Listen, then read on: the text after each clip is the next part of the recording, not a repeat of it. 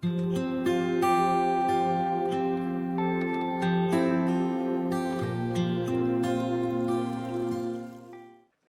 말씀 보시겠습니다. 오늘 은혜 받으실 기록된 하나님의 말씀은 사무엘하 22장 1절에서 20절까지 보겠습니다. 사무엘하 22장 1절에서 20절까지 보겠습니다.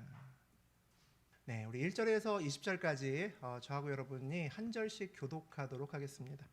여호와께서 다윗을 모든 원수의 손과 사울의 손에서 구원하신 그날에 다윗이 이 노래의 말씀으로 여호와께 아뢰어 이르되 여호와는 나의 반석이시요 나의 요새시요 나를 위하여 나를 건지시는 자시요 내가 피할 나의 반석의 하나님이시요 나의 방패시요 나의 구원의 뿌리시요 나의 높은 망대시요 그에게 피할 나의 피난처시요 나의 구원자시라 나를 폭력에서 구원하셨도다. 내가 찬송받으실 여호와께 아뢰리니 내 원수들에게서 구원을 받으리로다. 사망의 물결이 나를 애우고 불의의 창수가 나를 두렵게 하였으며 수월의 줄이 나를 두르고 사망의 올무가 내게 이르렀도다. 내가 환난 중에서 여호와께 아뢰며 나의 하나님께 아뢰었더니 그가 그의 성전에서 내 소리를 들으시며 나의 부르짖음이 그의 귀에 들렸도다. 이에 땅이 진동하고 떨며 하늘의 기초가 요동하고 흔들렸으니 그의 진노로 말미암음이로다. 그의 코에서 연기가 오르고 입에서 불이 나와 사름이여 그 불에 숯이 피었도다. 그가 또 하늘을 들이우고 강림하시니 그의 발 아래는 어두컴컴하였도다. 그룹을 타고 나르시며 바람 날개 위에 나타나셨도다. 그가 흑암 곧 모인 물과 공중의 빽빽한 구름으로 둘린 장막을 삼으시며 그 앞에 있는 광채로 말미암아 숯불이 피었도다. 여호와께서 하늘에서 우레소리를 내시며 지존하신 자가 음성을 내시며 화살을 날리어 그들을 흩으시며 번개로 무찌르셨도다. 이럴 때에 여호와의 꾸지람과 콧김으로 말미암아 물밑이 드러나고 세상의 기초가 나타났도다. 그가 위에서 손을 내미사 나를 붙드시며 많은 물에서 나를 건져내셨도다. 나를 강한 원수와 묘하는 자에게서 건지셨으며 그들은 나보다 강했기 때문이로다. 그들이 나의 재앙의 날에 내게 이르렀으나 여호와께서 나의 의지가 되셨도다. 나를 또 넓은 곳으로 인도하시고 나를 기뻐하심으로 구원하셨도다. 하나님 말씀입니다. 아멘. 아멘. 네, 우리 오늘은 사무엘하 22장 1절에서 20절까지 함께 봤습니다. 우리 그 내용 중심으로 어디까지 갈 것인가라는 제목으로 우리 함께 은혜 나누겠습니다. 사무엘하의 이제 마지막 대미를 장식하는 부분 끝부분 근처에 우리 다윗의 노래가 나옵니다. 이 사무엘서는 사무엘상과 하가 나누어져 있는데 뭐 실제로는 한 책이나 마찬가지죠. 한 책인데 편의상 이제 두 개의 책으로 나누어서 상하권으로 구분합니다. 사무엘상은 우리 그 사무엘이라는 이름을 가진 선지자의 출생으로부터 시작을 하게 되는데 사무엘상 앞쪽에 제일 앞쪽에 초반부에 보면 그를 임신하고 그를 낳았을 때 한나의 기쁨의 노래로 시작을 합니다. 그래서 사무엘서는 한나의 기쁨의 노래로부터 시작해서 그리고 오늘 다윗의 노래로 끝나는 그런 책이 우리 사무엘서라고 보시면 됩니다. 찬양으로 시작해서 찬양으로 끝난다는 거죠. 우리 인생의 시작도 찬양으로 시작해서 또 우리 끝도 찬양으로 끝나면 얼마나 좋을까라는 그런 생각이 듭니다. 찬양을 한다는 것은 소망이 있고 기쁨이 있는 사람만 찬양을 할 수 있죠. 우리 인생의 마지막 길에서 우리가 우리의 인생을 찬양으로 노래한다는 것은 우리의 인생길에서 하나님이 온전히 오셨고 또 하나님이 온전히 드러나셨다라는 겁니다. 인생의 시작에서는 누구나 꿈과 소망을 품고 노래할 수 있죠. 많은 사람이 노래할 수 있습니다. 가진 것이 없어도 미래의 시간이 있기 때문에 그럴 수 있죠. 그런데 인생의 마지막 길에서 찬양을 부르면서 인생을 마무리한다는 것은 그렇게 쉬운 일은 아닐 겁니다. 그의 인생길에서 하나님을 온전히 만났고 하나님이 드러났고 그 하나님을 만난 기쁨과 그의 계획을 온전히 이루어냈다는 사람들만 그의 마지막 길에서 온전히 찬양을 부를 수 있을 것 같습니다. 오늘 그 인생길에서 찬양을 불렀던 22장이 다윗의 찬양으로 되어 있는데 그 중에 앞부분 먼저 함께 보겠습니다. 우리 먼저 1절 같이 읽어보죠.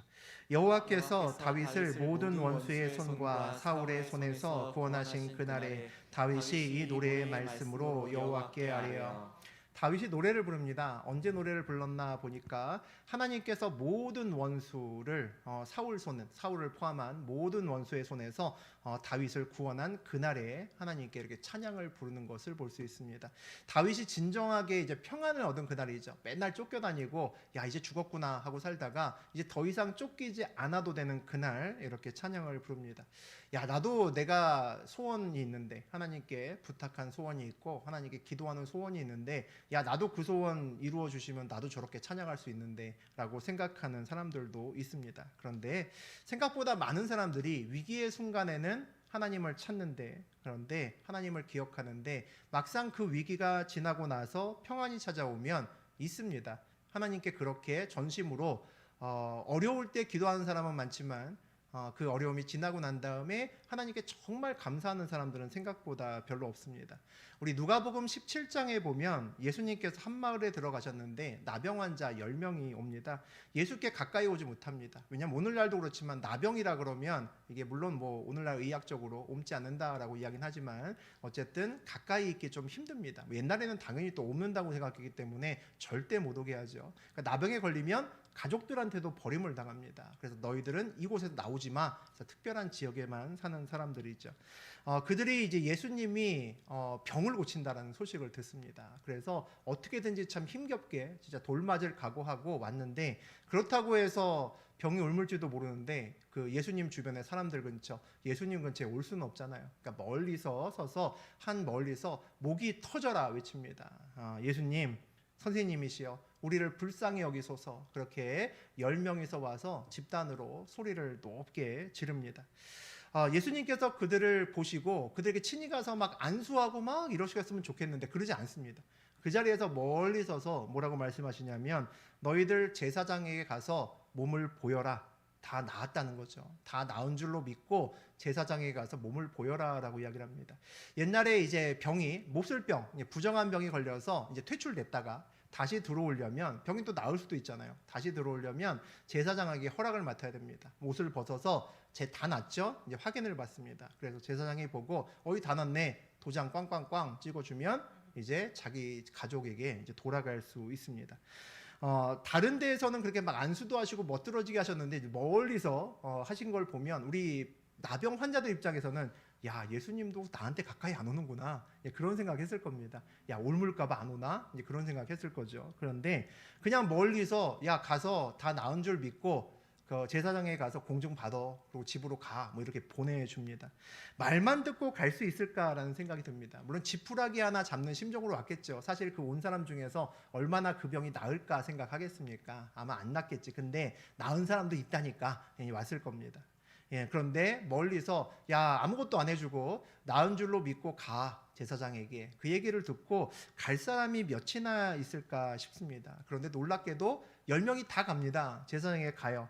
믿음이 있었다는 거죠. 믿음이 없으면 절대로 하지 못합니다. 믿음이 없으면 믿습니다라고 얘기는 할 수 있습니다. 그 자리에서 믿습니다라고 얘기할 수 있습니다. 근데 치유 집회나 이런 것들을 하다가 목사님이 치유하면서 나았다고 믿는 사람 앞으로 나오라 그러면 아주 소수만 나옵니다. 못 나온다는 거죠. 특히 처음에 뛰어나온 사람은 정말 얼마 되지 않습니다. 많은 사람이 나가면 쭈삣거리다가 나도 한번 나가볼까 해서 나오는 사람들이 거의 대부분이라는 거죠. 그런데 이 10명은 어쨌든 갑니다.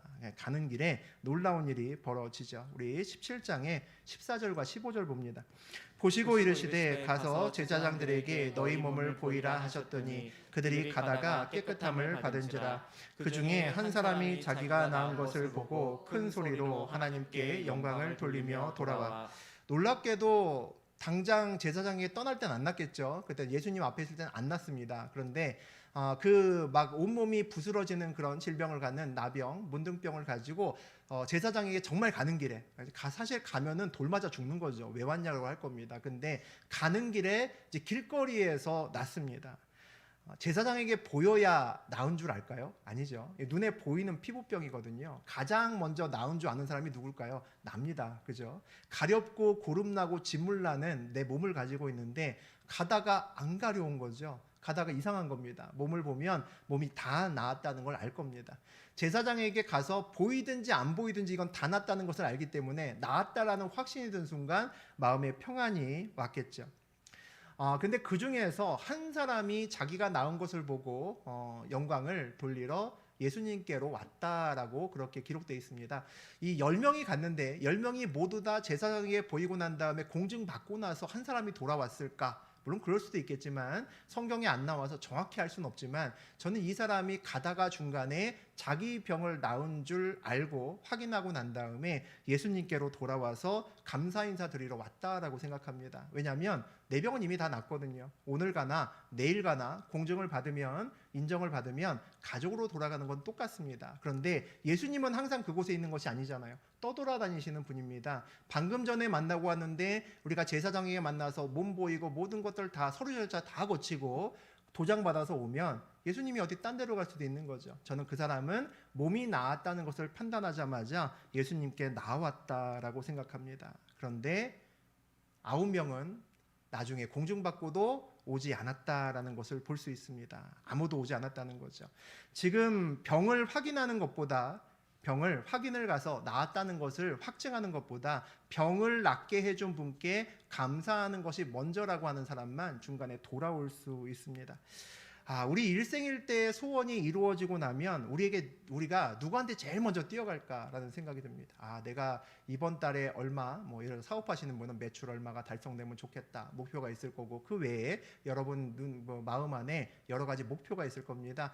정말 이 내가 꿈같이 그리던 그 소원이 딱 이루어지면 누가 제일 먼저 생각날까? 우리 자식들이 생각나는 사람도 있을 거고 자기 와이프나 또 남편이 생각나는 사람도 있겠죠. 만약에 하나님이 제일 먼저 생각나고 뛰어간다면 우리 인생길의 마지막 즈음에 아마 하나님께 다윗처럼 찬양 부르는 마지막을 여러분이 맞이할 수 있으리라고 저는 생각합니다. 그 노래가 오늘 어떻게 이어지는지 보겠습니다. 우리 2절 3절 보죠.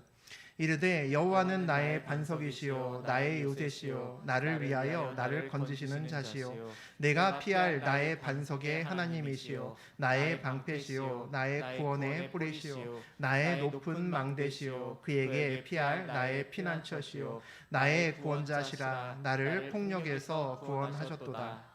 2절과 3절을 이누면 보면 나는 나의 나를 이런 말이 모두 11번이나 나옵니다. 그만큼 나만의 특별한 하나님을 지금 다윗이 그렇게 부르짖고 있다라고 볼 수 있습니다. 우리도 기도할 때 흔히 하나님 아버지라고 부릅니다. 그런데 하나님 아버지라고 부르면서 기도하는데 그냥 남들이 하나님 아버지라고 부르고 교회에서도 아버지라 하니까 그냥 하나님 아버지라고 기도하는 사람들도 꽤 많을 겁니다. 습관적으로 부를 수 있다는 거죠. 그런데 어떤 사람은 하나님이 진짜 내 아버지라는 것을 믿고 또 의지해서 기도를 합니다. 그러면 하나님이 그만큼 가깝게 느껴진다는 거죠. 하나님을 정말 진짜 내 아버지라고 확신하고 부르는 사람의 기도는 다를 겁니다. 기도가 굉장히 강력하겠죠. 아저씨에게 하는 기도랑 아버지에게 하는 기도랑 같을 리가 없습니다. 하늘과 땅 차이죠. 하나님을 여러 상황의 이름으로 부르는 오늘 다윗을 볼 수 있습니다. 반석이라 부르기도 하고 요새, 건지시는 자, 방패, 구원의 뿔, 높은 망대, 피난처, 굉장히 다양한 여러 가지 이름으로 부릅니다. 어찌 보면 다윗이 부르는 하나님의 또 다른 별명 아닌가 싶습니다. 우리 시대에서 따로 말하면 하나님 제가 7살 때 물놀이 할 때 죽을 뻔했는데 그때 저는 튜브 하나님을 만났습니다. 이런 얘기입니다. 9살 때 아빠하고 차 타고 오다가 사고 나서 죽을 뻔했는데 에어백 하나님이 계셨죠. 이런 얘기입니다. 그걸 누가 알아듣겠습니까? 근데 나는 내 추억에서 그 하나님을 만났거든요. 내가 벼랑에서 등산하다가 정말 버티져서 떨어지는 줄 알았는데 나뭇가지가 나를 걸어서 떨어지지 않고 살았습니다. 이 갈고리 하나님인 거죠. 갈고리 하나님입니다. 이 얘기를 누가 알아듣겠습니까? 근데 나는 그 상황마다 나를 깊이 만난 하나님을 나의 애칭으로 나의 별명으로 부르면 나는 그 이름만 부르는 것으로 얼마나 은혜가 되는지 모릅니다. 내가 부르는 하나님의 별명이 있다는 것은 나의 방패, 나의 요새를 진짜 경험한 사람이 저렇게 부른다는 것은 그 사람과 하나님 사이에 굉장히 다양하고 깊은 이야기가 숨어 있다는 겁니다. 우리 인생길에서도 하나님과의 다양한 이야기가 숨어 있는 사람은 놀라운 능력이 있습니다. 마지막을 찬양으로도 끝낼 수가 있습니다. 우리 일기장에 적혀진 시간들을 보면서 나에게 이랬던 하나님도 있었고 저랬던 하나님도 있었는데 그것을 나중에 훑어볼 수 있는 저하고 여러분 되셨으면 좋겠습니다. 그렇게 우리도 다윗처럼 이런저런 하나님을 부를 수 있다면 우리의 인생길이 얼마나 힘을 받을 수 있고 걸어갈수록 신나는 인생길이 될까라는 생각도 듭니다. 4절에서 7절까지 봅니다. 내가 찬송받으실 여호와께 아뢰리니 내 원수들에게서 구원을 받으리로다. 사망의 물결이 나를 애우고 불의의 창수가 나를 두렵게 하였으며 수올의 줄이 나를 두르고 사망의 올무가 내게 이르렀도다. 내가 환난 중에서 여호와께 아뢰며 나의 하나님께 아뢰었더니 그가 그의 성전에서 내 소리를 들으시며 나의 부르짖음이 그의 귀에 들렸도다. 다윗은 주님께 부르짖으면 주께서 나를 구원하신다라고 그렇게 노래합니다. 사망의 물결이 불의의 창수가 나를 두렵게 하고 죽음의 올무가 내 발목을 붙들고 놔주지 않는 그런 상황 속에서, 환난 속에서 내가 기도하면 어떻게 됩니까? 내 목소리가 그의 귀에, 하나님의 귀에 들린다라고 생각합니다. 내가 기도하면 진짜 하나님이 들으실까? 이게 교회 다니는 지 얼마 안 되는 사람들이 공통적으로 궁금해하는 겁니다. 저도 그랬고 많은 분들이 처음에 교회 다니기 얼마 안 됐을 때는 야, 하나님이 진짜 내 기도 들으실까라는 생각이 듭니다. 다시 말하면 하나님 진짜 살아계신가라는 거죠. 우상 아닌가? 내가 정한숫도 넣고 천지신명에 비는 거나 똑같은 거 아니야? 뭐 이런 생각이 듭니다. 그러다가 이제 신기한 체험을 하기 시작합니다. 가장 일반적인 것 중에 하나가 설교 중에 또는 다른 사람의 입을 통해서 내가 주님께 구했던 그 무엇을 그대로 다시 한번 듣는 겁니다. 그런 것이 반복되면 소름이 쫙 끼칠 때가 중간중간에 있습니다. 또 상황을 통해서 말씀하시기도 합니다. 와, 오늘 치킨 되게 먹고 싶다. 근데 돈이 없네. 막 이런 때 누가 BBQ 치킨 이모티콘을 막 쏴주죠. 그런 그 경험들을 중간중간에 합니다. 우연이 아닐까? 물론 우연이라고 하고 넘어갈 수도 있습니다. 그런데 하나님께서는 늘 티를 팍팍 내십니다. 아무 때나 그러시는 것이 아니라 내 마음속에 야, 이거 정말 이상한데? 라는 생각이 드는 그런 순간에 그렇게 우리에게 사인을 보내실 때가 많습니다. 그런 경험을 반복하게 되면 우리가 기도를 할 때 신중해집니다. 내가 기도하는 것을 들으시는구나 라는 생각이 점점 더 많이 든다는 거죠. 이전에는 그냥 주문 외우듯이 하나님 뭐 이것도 도와주시고 저것도 도와주시고 거의 사실 뭐 영혼 없는 목소리로 그냥 쭉 한번 읊다가 기도 끝 하고 일어납니다. 보통 얼마 안 걸리죠. 그렇게 기도하면 2, 3분이면 다 합니다. A4 용지에 빡빡히 적어와도 쭉 한번 영혼 없이 읽으면 2, 3분이면 거의 뒤집어 쓸 겁니다. 그런데 하나님이 들으신다는 걸 알게 되면 기도가 바뀝니다. 기도가 일단 대화하는 것처럼 바뀝니다. 내 앞에 진짜 아빠가 있고 아버지가 있고 내가 그분께 말하는 것처럼 그렇게 기도하게 돼 있습니다. 그래서 하나님을 만난 사람은 기도 소리만 들어도 그가 하나님을 만났는지 알 수 있습니다. 하나님을 만난 사람은 응답을 확신하며 기도합니다. 하나님이 반드시 내 기도가 틀렸건 맞았건 내 기도를 들으신다는 거죠. 그러면 아버지가 아들의 또 딸의 기도를 들으셨는데 응답하지 않으실 리가 없습니다. 종종 내 응답과는 내가 기대하는 것과는 다른 응답을 주시기도 하지만 어쨌든 간에 내가 기도한 것에 대해서 예스든지 노든지 또는 다른 응답을 주시든지 반드시 응답을 주신다는 겁니다. 답을 주실 것을 믿고 기도하는 것이 믿음이고 또 신뢰이죠. 그 하나님에 대한 확신이 있으면 고난 중에 하나님 한 분만으로 충분해라는 기도할 수 있습니다. 환난 중에 필요한 건 많죠. 보통 경제적인 어려움, 또 건강의 어려움, 자녀들이 또 속상해하게 하고 여러 가지 어려운 일들이 생깁니다. 관계 어려움들이 있죠. 그 각각의 처방은 다 다를 겁니다. 돈이 없는 때는 돈이 가장 직방이고, 그리고 내가 병에 걸렸을 때는 새로운 신약이 나타나든 우수한 의사를 만나든 다른 일이 벌어져야겠죠. 그런데 상황이 모두 다르고 우리 기도 제목은 다 달라도 우리는 해결은 하나님 한 분이다라는 것을 압니다. 그래서 힘든 일이 생기고 벅찬 일이 생기면 우리는 예배를 더 많이 드리고 기도를 더 많이 합니다. 그리고 그것으로 모자르다 싶으면 주변에 기도 부탁을 하기 시작합니다. 세상에서는 이해하기 어려운 일이죠. 더 밖으로 더 돌고 더 일을 해야지 왜 교회로 자꾸 들어와? 라는 생각을 합니다. 더 어려워지면 어떡합니까? 그렇게도 안 되면 더 어려워지면 금식합니다. 더 어려워지면 짐 싸서 기도원에 가든지 하나님과 앉아서 독대하면서 승부를 봅니다. 왜 그렇죠? 점점 더 어려워지면 사실 내가 할 일 없습니다.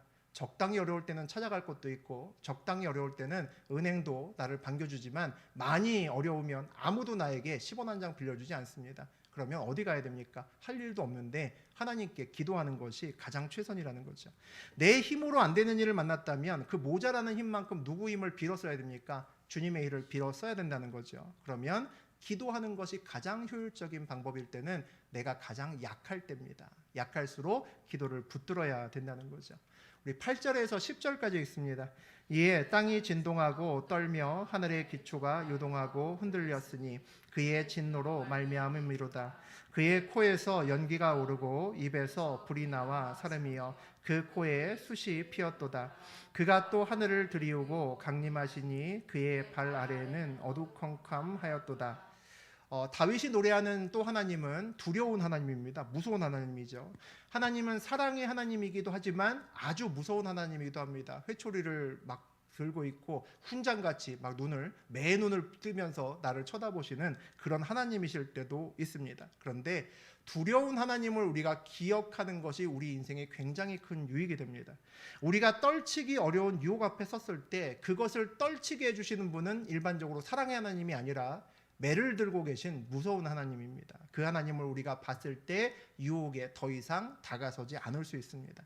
요즘 뉴스에 정치권의 여러 가지 비리들이 막 난리가 났죠. 우리 대선 후보 뽑다 보니까 더 아마 우리 정치가 시끄러운 것 같습니다. 너무 막 엄청난 금액이 왔다 갔다 하죠. 수십억도 사실 우리는 굉장히 큰 돈인데 수십억을 넘어서 막 수백억, 몇천억 뭐 이런 얘기도 나옵니다. 그런 걸 보면 이제 시민들은 이제 허탈감도 느끼고 또 분노도 합니다. 그런 기사를 읽다가 그런 생각이 들었습니다. 제가 옛날에 사회생활을 했을 때 만약에 헛소리하는 사람 말고 믿을 만한 사람이 와서 야, 너 1,000만 원 투자하면 내가 10억 줄게. 뭐 이렇게 얘기를 한다면 야, 이거 할까라는 생각이 든다는 거죠. 그런데 얘기를 듣자 하니까 옳은 일은 아닌 것 같습니다.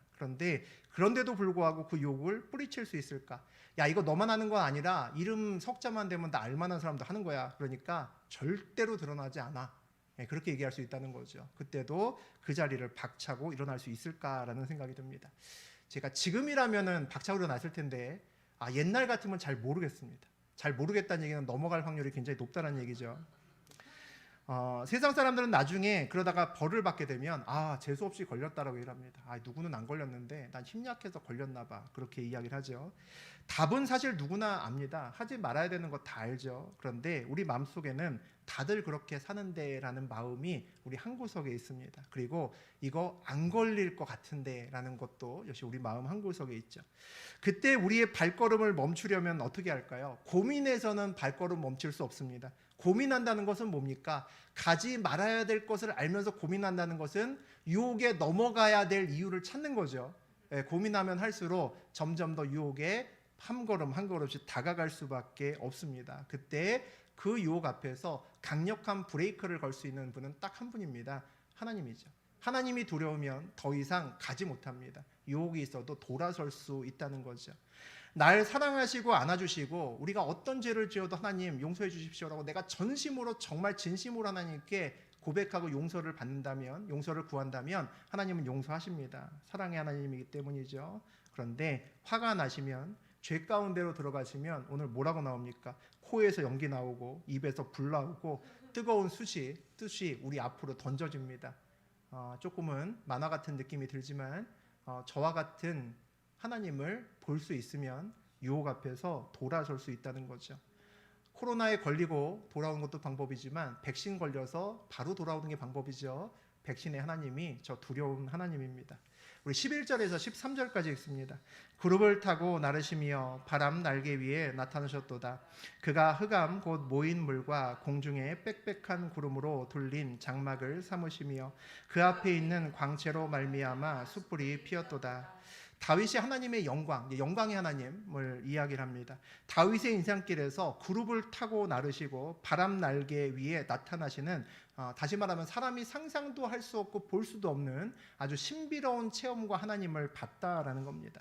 하나님의 임재의 상징이 구약에서는 빽빽한 구름이라고 이야기를 합니다. 하나님이 놀랍게 밝아서 그것을 본 사람은 눈이 멀을 정도로 밝기 때문에 빽빽한 구름으로 하나님의 영광을 가립니다. 그럼에도 불구하고 영광이 새어나와서 눈을 뜰 수 없는 지경이죠. 그래서 구약에서 빽빽한 구름이라고 나오게 되면 하나님의 놀라운 영광을 이야기를 합니다. 다윗이 경험한 이 영광을, 하나님의 영광을 경험해야 우리 인생길이 바뀝니다. 세상의 영광을 경험하기 위해서 우리가 얼마나 열심히 삽니까? 원하는 대학의 합격 통지서를 받는 날이 하나의 영광의 날이죠. 내가 원하는 대학 합격 통지서를 받은 날은 정말 날아갈 정도로 기분이 좋습니다. 박사학위 따려고 오랜 시간 동안 연구하다가 이제 박사학위 딸 때 어떻게 따냐면 이제 디펜스를 하거든요. 이제 자기의 연구 결과를 교수들 앞에서 이제 발표를 합니다. 그 다음에 교수들이 그 연구 논문과 쭉 심사를 해서 이제 합격을 통지를 받아요. 그럼 어떤 일이 벌어지냐면 들어갈 땐 학생이었거든요. 근데 나올 때 교수들이 쭉 써서 김 박사 축하합니다라고 악수를 건넵니다. 방금 전 10분, 20분 전만 해도 난 교수님하고 쫓아다녔는데 그 잠깐의 순간에 허락을 받은 순간에 그 사람도 박사, 나도 박사가 되는 거죠. 갑자기 신분 상승이 쫙 올라간 느낌이 들면서 어깨가 절로 힘이 들어가게 됩니다. 그 순간을 보통 잊을 수 없다는 거죠. 야, 내가 이 순간을 위해서 그동안 고생했구나라는 생각이 듭니다. 또 회사를 세워서 상장을 하게 되면 놀랍죠. 그동안 그냥 종이 쪼가리였던 그 주식이 금액이 매겨지고 놀라운 큰 금액으로 나에게 돌아옵니다. 그러면 내 회사가 상장했다면 그 상장의 날을 잊어버리는 사람은 없을 겁니다. 그 날이 모두 영광의 날이죠. 그 영광을 꿈꾸면서 모두 다 불철주야 잠도 잘 자지 않고 그렇게 열심히 일들을 합니다.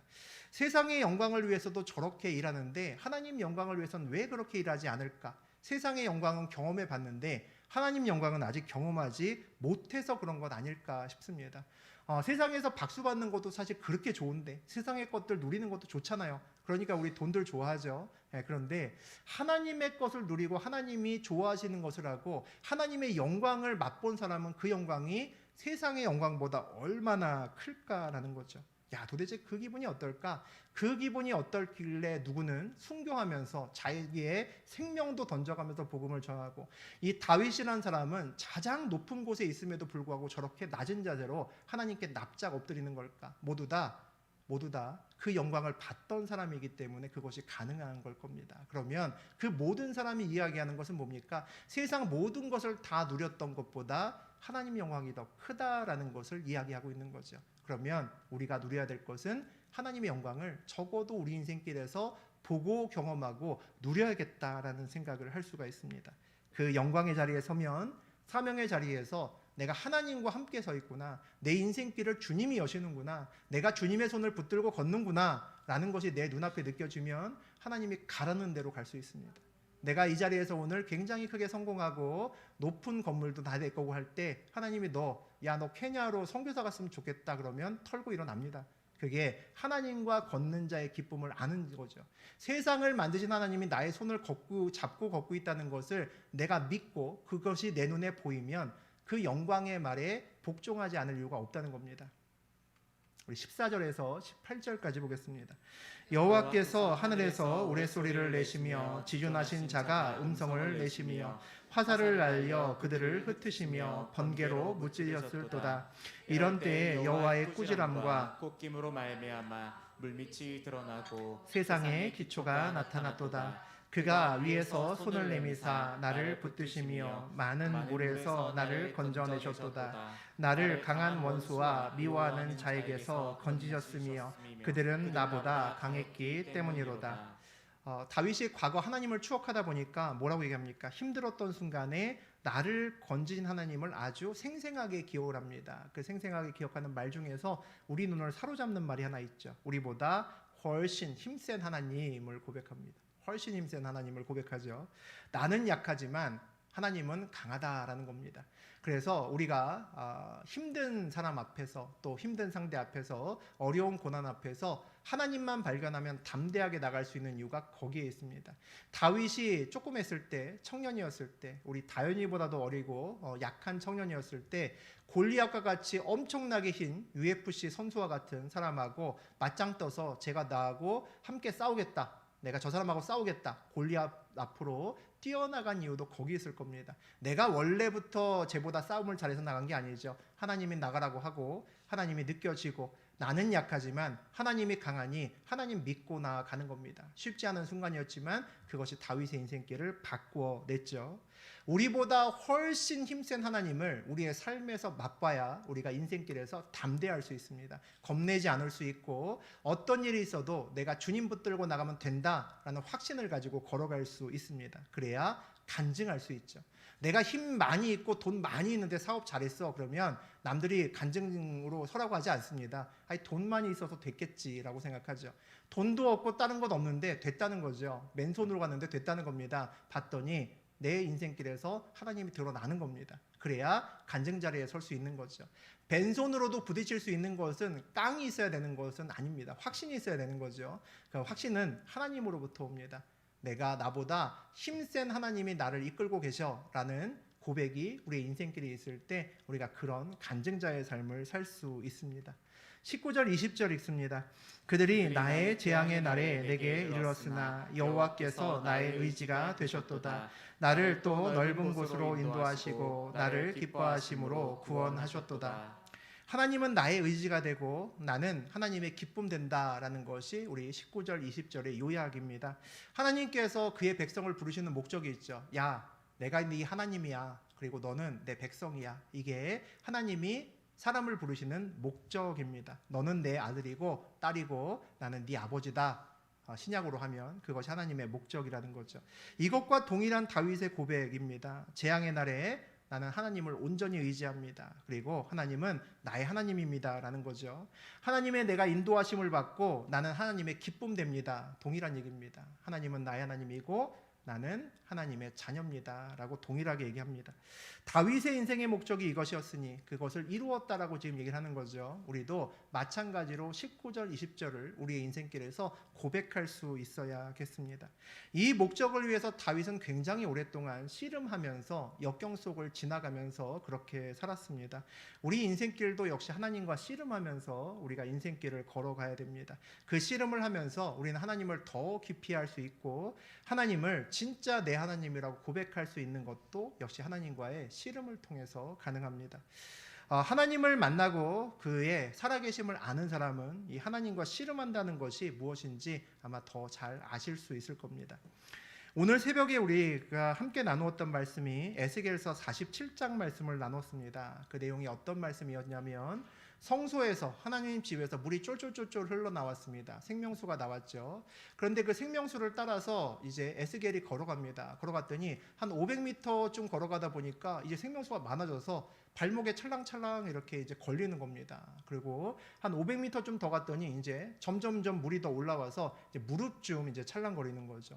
더 500m 좀 더 걸어갔더니 이제는 허리쯤 찹니다. 그리고 더 500m 좀 더 걸어갔더니 그 다음에 어떻게 됩니까? 완전히 키를 훌쩍 넘어서 잠기는 그렇게 되는 물까지 경험을 합니다. 신앙생활의 처음은 내 맘대로 삽니다. 발목에 찰랑찰랑거리는 그런 신앙은 하나님의 뜻을 별로 고려하지 않습니다. 씨름 자체가 되지 않죠. 하나님이 느껴져야 씨름을 하죠. 상대가 느껴지지 않으면 씨름할 수 없습니다. 늘 내가 이기죠. 내가 이깁니다. 발에 찰랑대는 그 하나님의 느낌 가지고는 하나님과 씨름할 수도 없고 늘 내가 이깁니다. 내 마음대로 산다는 거죠. 그러다 가끔 얼핏 느낍니다. 뭔가 있는 것 같은데? 라고 느껴집니다. 그게 발목 신앙이라는 거죠. 무릎 정도 찰랑찰랑하게 되면 이제 하나님 뜻이 무엇인지 좀 감이 오는 겁니다. 이제 기도하면 응답이라는 것이 뭔지도 조금 알 것 같고 하나님이 어떻게 살라는 것 같기도 하다. 오늘 설교 말씀을 들으니까 내 말씀 같기도 한데 뭐 이런 생각이 드는 겁니다. 하지만 무릎 정도 찰랑거려 갖고는 역시 씨름할 것은 없습니다. 내가 훨씬 더 세기 때문이죠.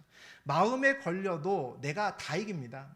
100번 싸우면 한두 번 질까? 내가 다 이긴다는 거죠. 내 길을 갑니다. 근데 마음의 부담은 커집니다. 발목 정도에 찰랑거릴 때는 부담이 전혀 없습니다. 이게 뭐지? 라는 정도만 하죠. 근데 무릎 정도 찰랑거리면 내 맘대로 가면서도 뭔가 뒤가 깨운치가 않습니다. 뭔가 자꾸 걸린다라는 느낌이 든다는 거죠. 허리 신앙 정도가 되면 이제 본격적으로 씨름이 시작됩니다. 하나님이 나를 이끌어 가시는 방향이 이제 분명히 느껴집니다. 이제 기도하면 응답이라는 것이 뭔지도 이제 확실히 압니다. 이때는 그 뜻을 거스르고 가려면 이제 많이 힘듭니다. 마음에 많은 부담을 가지고 어떻게든지 싸워서 하나님을 이겨야지 갈 수 있는 거죠. 정말 우리 진짜로 사람끼리 씨름하듯이 고집 부리지 않으면 못 갑니다. 그러다 잠기는 신앙이 되면 내 길을 훌쩍 그렇게 뛰어넘는 그런 신앙이 되면 이제는 내 힘으로 못 살죠. 내 힘으로 못 가는 때입니다. 내 고집 내려놓고 물 흐르는 대로 가야 되는 그런 단계죠. 사실은 물에 몸을 올바로 맡겨야 편하게 갈 수 있는 단계이기도 하지만 씨름을 할 필요도 사실 없는 단계죠. 그만큼 은혜가 충만한 때입니다. 허리 신앙 정도에서 하나님과 씨름했던 유명한 한 사람이 있습니다. 저는 그 사람이 야곱이라고 생각합니다. 우리 이제 주일날 창세기 옛날에 한 1년 넘었죠. 작년에 나누었을 때 창세기 32장에서 야복 강가에서 고민하는 야곱을 우리가 만납니다. 야곱은 하나님의 뜻이 뭔지 정확히 압니다. 이 강을 넘어가서 그의 형을 만나서 형에게 이전에 자기가 몹쓸짓 많이 했거든요. 몹쓸짓 많이 했는데 그 몹쓸짓 한 것을 형에게 온전히 절하고 죄의 용서를 구하라라는 것이 하나님의 뜻이었습니다. 압니다. 그런데 이 강을 못 건너겠는 겁니다. 그러니까 형을 못 만나겠다는 거죠. 강이 무서운 게 아니라 형을 만날 자신이 없는 겁니다. 그 형이 좋은 성격이 괴팍했던 형이 아니기 때문에 내가 용서해도 확률상 한 1, 2% 정도는 받아줄까? 받아줄 것 같지가 않은 겁니다. 아마 내 목숨이 10개라도 쉽지 않을 것 같습니다. 그래서 갈등합니다. 제산도 강 건너편으로 보내고 고민하다가 하나님 뜻이니까 가긴 가야 되잖아요. 그래서 제산도 강 건너편으로 보내고 그리고 그의 가족도 강 건너편으로 보냅니다. 그러도 안 강합니다. 못 건너가죠. 그러다가 혼자만 남았습니다. 다 보내고 혼자만 남아서 강만 쳐다보고 있습니다. 그때의 장면이 나옵니다. 창세기 32장 우리 24절에서 이게 쓰여있는 순서대로 29절까지 읽겠습니다. 야곱은 홀로 남았더니 어떤 사람이 날이 새도록 야곱과 씨름하다가 자기가 야곱을 이기지 못함을 보고 그가 야곱의 허벅지 관절을 치매 야곱의 허벅지 관절이 그 사람과 씨름할 때에 어긋났더라. 그가 이르되 날이 새려하니 나로 가게 하라. 야곱이 이르되 당신이 내게 축복하지 아니하면 가게 하지 아니하겠나이다. 야곱이 청하여 이르되 당신의 이름을 알려주소서. 그 사람이 이르되 어찌하여 내 이름을 묻느냐 하고 거기서 야곱에게 축복한지라. 밤새도록 누군가와 씨름을 합니다. 나중에 이제 하나님이라는 걸 또는 하나님의 천사라는 걸 알게 되죠. 씨름 중에 보니까 하나님이 치사하게 반칙을 쓰는 장면이 나옵니다. 그죠? 그래서 반칙을 써서 어떻게 하십니까? 허벅지 관절을 칩니다. 치사하게 반칙을 치는 거죠. 그래서 다리를 절뚝거리게 됐습니다. 그리고 나서 결과적으로 하나님의 축복을 받았습니다. 다리는 절개되고 하나님 축복을 받았다라는 거죠. 자기의 힘은 잃어버리고 하나님의 힘을 받았다는 겁니다. 맞죠? 육적인 힘은 잃고 육체의 힘은 잃고 영적인 힘을 받았다라는 겁니다. 이제 어떻게 할래? 라는 것이 이제 그 다음입니다. 어떻게 할래? 이제 몸은 더 약해졌고 세상에 믿을 것은 더 없어졌고 하나님은 네 눈앞에 더 보였는데 이제 어떻게 할래? 라고 묻습니다. 이제 다윗이 선택해야 될 때라는 거죠. 세상의 시각으로 보면 이제 진짜 도망갈 때입니다. 그렇잖아요. 이제 진짜 도망갈 때죠. 그래도 그동안은 다리라도 성했습니다. 아무리 내가 형하고 싸울 때 10번 싸워서 9번은 형한테 주고 내가 한 번 정도 이길 가능성이 있어. 한 10%. 근데 다리가 절면 어떻게 됩니까? 10번이 아니라 100번 싸워도 못 이깁니다. 안 된다는 거죠. 그러면 두 다리 건강할 때도 형하고 만약에 문제가 생기면 싸워야 되는데 형하고 싸워서 내가 이길 가능성이 별로 없는데 다리까지 절면 이제 갈 필요가 없는 겁니다. 얼른 도망가야 할 때라는 거죠. 영적인 시각으로 보면 어떡합니까? 이제 진짜 순종해야 될 때입니다. 거꾸로죠. 나는 한없이 작아지고 약해졌고 하나님의 힘은 받았으니까 이제 어떡합니까? 내가 나가면 나의 힘이 아니라 하나님의 힘만 온전히 드러날 때입니다. 그러니까 영적인 시각으로 보면 내가 가장 약할 때, 절뚝거릴 때 나는 형을 만나러 이 강을 건너가야 됩니다. 하나님이 보통은 억지로 잘 끌고 가시지 않습니다. 그런 때도 있지만 억지로 끌고 가시지 않는 때가 있습니다. 이렇게 마지막 선택은 너가 해라는 때가 있습니다. 그때가 보통 믿음의 단계를 넘어가야 될 때입니다. 야곱이 어떻게 선택하는지 보죠. 31절 보겠습니다. 그가 분이엘을 지날 때 해가 돋았고 그의 허벅다리로 말미암아 절었더라. 야곱은 선택합니다. 절뚝거리는 다리를 갖고 건너갑니다. 그의 심정을 이해할 수 있죠. 두 다리를 갖고도 형을 만날 자신이 없었습니다. 절뚝거리고 나갈 때는 내가 죽으면 죽으리다 라는 생각을 가지고 걸어가는 겁니다. 저는 이 결단이 야곱을 허리 신앙에서 잠기는 신앙으로 바꿔놨다라고 생각합니다. 야곱에게 만약에 야곱이 오늘날 살아있어서 간증 좀 한번 해봐 그러면 저는 가장 큰 간증거리가 이것이라고 생각합니다. 이 사건이 야곱의 인생길에 가장 큰 전환점이 됐던 사건이었거든요. 왜냐하면 그전에도 하나님과 씨름했습니다. 그전에도 씨름했는데 그전에 씨름할 때는 씨름만 했지 순종하진 않았습니다. 하나님이 억지로 끌고 가서 진짜 어쩔 수 없이 간 경우는 있지만 자기가 선택해서 절뚝거리는 다리로 저렇게 건너가서 하나님 뜻을 순종한 적은 없다라는 거죠. 우리 신앙은 조금씩 자랍니다. 교회에 있다 보면 우리 1년 지나고 2년 지나면 자꾸 말씀 듣고 그리고 성경도 읽고 하다 보면 신앙은 자랍니다. 그런데 그렇게 잘 이렇게 조금씩 자라는 신앙이 있는데 그 신앙으로 보통 단계를 넘어가지는 못하는 경우가 굉장히 많습니다. 왜냐하면 단계를 넘어가려면 한 번은 껍질을 깨는 그런 결단이 필요합니다. 조금씩 성장하는 것으로는 다음 단계로 가지 못한다는 거죠. 갑각류가 그렇잖아요. 한번 성장하려면 껍질을 한번 깨고 나옵니다. 그래야지 이렇게 계단형으로 커지죠. 예, 그렇게 커집니다. 또 나방과 같은 경우, 나비도 마찬가지죠. 고치를 한번 찢고 나와야 전혀 다른 생물체가 됩니다. 서로 전혀 다른 믿음을 가질 수 있다는 거죠. 발목에서 무릎으로 올라오고 무릎에서 허리로 올라오고 허리에서 온전한 신앙이 되는 것도 마찬가지입니다. 그때 그에 걸맞는 믿음의 결단을 하도록 하나님이 보통 그렇게 이야기하십니다. 충분히 하나님을 나타내주고 드러내주고 마지막은 네가 선택해라고 얘기합니다. 그 마지막 선택길에서 강을 건널 것인가? 야곱은 건너지 않을 수도 있었습니다. 하나님이 억지로 밀어댄 거 아니잖아요. 다시 돌아갈 수도 있습니다. 그것은 야곱의 결정이라는 거죠. 그것을 하지 못하면 거기서 신앙이 멈춥니다. 시간이 지나도 그냥 좋은 무릎 신앙이 되고 좋은 허리 신앙이 됩니다.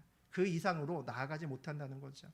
시간이 지난다고 무릎 신앙이 허리 신앙 되지 못합니다. 허리 신앙이 온전한 신앙이 되지 못한다는 거죠. 단계를 넘어가려면 때로는 우리 오늘 잠깐 나누었던 야곱처럼 다 던지는 것 같은 믿음의 결단을 하나님께서 요구하실 때가 있습니다. 어디까지 가야 될 것인가? 내가 어디까지 가야 될 것인가? 저는 진짜와 가짜가 분명하다고 생각합니다. 하나님이 정말 살아계시고 하나님의 영광이 있고 하나님이 이 세상을 만드셨다는 걸 믿으면 그게 생명의 길이잖아요. 그러면 거기에 모든 걸 걸고 가야 된다고 생각합니다. 그렇지 않으면 사실은 하나님이 믿어지지 않고 하나님이 없다라고 생각하면 사실은 교회 다닐 필요 없는 거죠. 하나님을 믿는 사람들이, 그 많은 사람들이 생명을 걸고 다녔을 때는 그것이 그냥 종교가 아니기 때문에 그렇게 살았던 겁니다. 우리가 우리의 인생길을 누구한테 맡겨야 될까?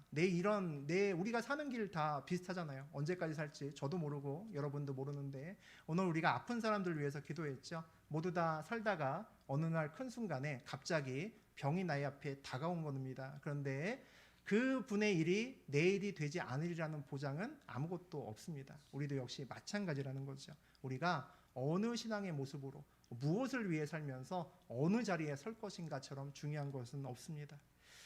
여러분이 모두 저를 포함해서 우리 모두가 하나님을 온전히 만났다면, 믿는다면, 그분이 살아계신 걸 안다면 모두 다 잠기는 신앙까지 가셔야겠습니다. 그래야 오늘 이 다윗의 노래가 여러분 인생길의 마지막에 노래가 될 수 있습니다.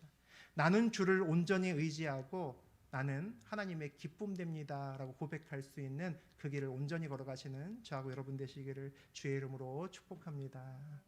네, 우리